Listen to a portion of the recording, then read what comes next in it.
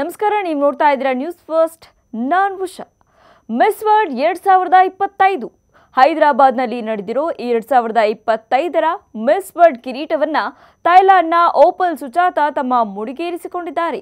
ಬಹು ನಿರೀಕ್ಷಿತ 72ನೇ ಆವೃತ್ತಿಯ ವಿಶ್ವ ಸುಂದರಿ 2025 ಗ್ರ್ಯಾಂಡ್ ಫಿನಾಲೆ ಹೈದರಾಬಾದ್ನಲ್ಲಿರುವ ಹೈಟೆಕ್ ಕನ್ವೆನ್ಷನ್ ಸೆಂಟರ್ನಲ್ಲಿ ನಡೆದಿತ್ತು. 2025ರ ಮಿಸ್ ವರ್ಲ್ಡ್ ಗ್ರ್ಯಾಂಡ್ ಫಿನಾಲೆಯಲ್ಲಿ ಥೈಲ್ಯಾಂಡ್ನ ಓಪಲ್ ಸುಜಾತಾ ಕಿರೀಟವನ್ನ ಮುಡಿಗೇರಿಸಿಕೊಂಡಿದ್ದಾರೆ. ಹಾಲಿ ವಿಶ್ವ ಸುಂದರಿ ಜೆಕ್ ಗಣರಾಜ್ಯದ ಕ್ವೀನ್ ಕ್ರಿಸ್ಟಿನಾ ತಮ್ಮ ಕಿರೀಟವನ್ನ ಓಪಲ್ ಸುಜಾತಾ ಅವರ ಮುಡಿಗೇರಿಸಿದ್ದಾರೆ. ಇನ್ನು ವಿಶ್ವ ಸುಂದರಿ ಪಟ್ಟ ಗಿಟ್ಟಿಸಿಕೊಂಡ ಬ್ಯೂಟಿಗೆ $1 ಮಿಲಿಯನ್ ಅಂದರೆ ಸುಮಾರು 8.5 ಕೋಟಿ ರೂಪಾಯಿ ಜೊತೆಗೆ ಬೆಲೆ ಬಾಳುವ ವಜ್ರದ ಕಿರೀಟವನ್ನು ನೀಡಲಾಗಿದೆ.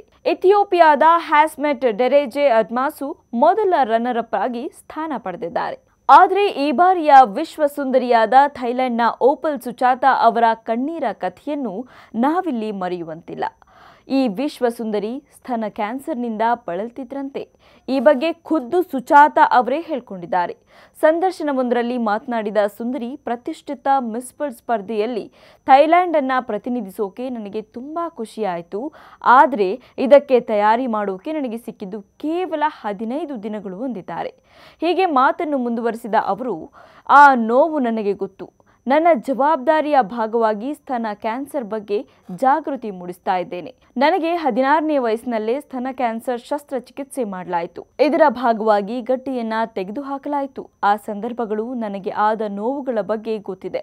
ಅದಕ್ಕಾಗಿ ನಾನು ಸ್ತನ ಕ್ಯಾನ್ಸರ್ ಜಾಗೃತಿ ಕಾರ್ಯಕ್ರಮಗಳಲ್ಲಿ ವ್ಯಾಪಕವಾಗಿ ಭಾಗವಹಿಸ್ತಾ ಇದ್ದೀನಿ. ಆರಂಭಿಕ ಚಿಕಿತ್ಸೆ ಮತ್ತು ಅದನ್ನ ಪತ್ತೆ ಮಾಡೋದು ಅಗತ್ಯ.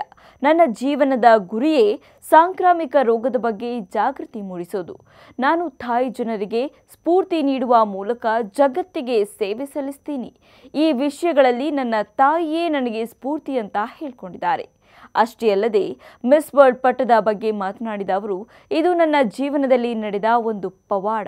ಇಷ್ಟು ಕಡಿಮೆ ಅವಧಿಯಲ್ಲಿ ಈ ಅವಕಾಶ ಸಿಕ್ಕಿದ್ದು ನನ್ನ ಅದೃಷ್ಟ. ಥಾಯ್ ಜನರು ಮತ್ತು ಅಂತಾರಾಷ್ಟ್ರೀಯ ಅಭಿಮಾನಿಗಳ ಪ್ರೋತ್ಸಾಹಕ್ಕೆ ನಾನು ಯಾವಾಗಲೂ ಋಣಿಯಾಗಿರ್ತೀನಿ. ಆ ವೇದಿಕೆಯಲ್ಲಿ ವಿಜಯಶಾಲಿಯಾಗಿ ನಿಲ್ಲೋದು ನನ್ನ ದೇಶಕ್ಕೆ ನಾನು ನೀಡಿದ ಉಡುಗೊರೆ ಅಂತ ಹೇಳ್ಕೊಂಡಿದ್ದಾರೆ. ಥೈಲ್ಯಾಂಡ್ನ ಪುಕೆಟ್ನಲ್ಲಿ ಹುಟ್ಟಿ ಬೆಳೆದ ಅವರು ಶಿಕ್ಷಣವನ್ನು ಅಲ್ಲೇ ಮಾಡಿದ್ದಾರೆ. ಉನ್ನತ ವ್ಯಾಸಂಗಕ್ಕಾಗಿ ಬ್ಯಾಂಕಾಕ್ಗೂ ಹೋಗಿದ್ರು.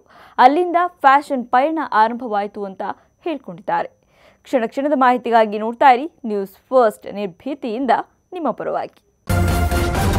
ನ್ಯೂಸ್ ಫಸ್ಟ್, ನಿರ್ಭೀತಿಯಿಂದ ನಿಮ್ಮ ಪರವಾಗಿ.